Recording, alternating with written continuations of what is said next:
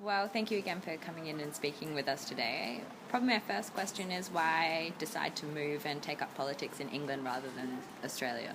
Well, I guess I moved professionally because I was a journalist at that time. I came to politics very late in life. Indeed, I just joined the Green Party on the 1st of January 2006, a New Year's resolution to do something about the state of the world. So when I did that, I would never have predicted that I would have ended up as leader of the Green Party. So I spent 20 years as a journalist working first on Australian country papers, then in Bangkok at the Bangkok Post, and then at the Independent, the Times and the Guardian here in London. So professionally my life was as a journalist. The politics just happened. You mentioned before about now it's the abolition of the Green Scheme. What would the Greens Party do in order to make that scheme better now, if you could? What I was talking about was the Green Deal, which was a scheme for insulating homes, and people could take out loans for that, and in some cases there was grants. It was a very poor scheme because it was basically built around the financial sector's needs, not householders' needs.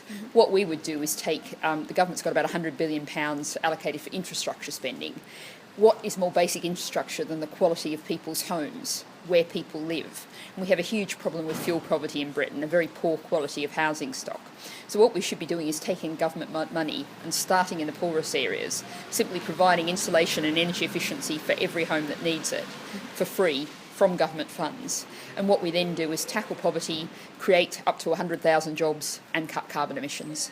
Wonderful. Can you give me your best example of environmental cultural diplomacy that you've seen?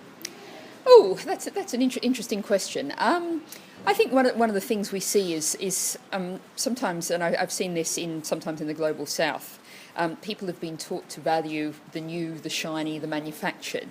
And I think it's really useful when perhaps people go from other countries and simply go along and say, haven't you got a wonderful rainforest here? And this rainforest is the lungs of the world, and it's really vitally important. Because basically what we have is a large amount of, we were talking in the Symposium about the issue of what is development. And often people have been told over decades, centuries even, that development meant cutting down that rainforest and manufacturing things and making things and throwing away the trash afterwards. And what we really need is something different. And so it's really great when people get around the world sometimes from the global south coming to the global north and vice versa, and say, what you've got there, that's wonderful, it's brilliant, we need it. Because sometimes it takes an outside eye to be able to see things. And finally, what would you suggest now for Britain with its immigration policy?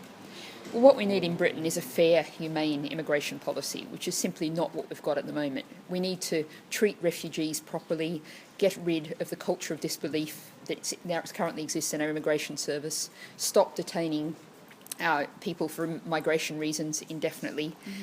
We need a different kind of model. We need to allow Britons to live with their own families in their own country. We need a fair, humane system, which is not what we've got. All right, thank you very much. Thank you.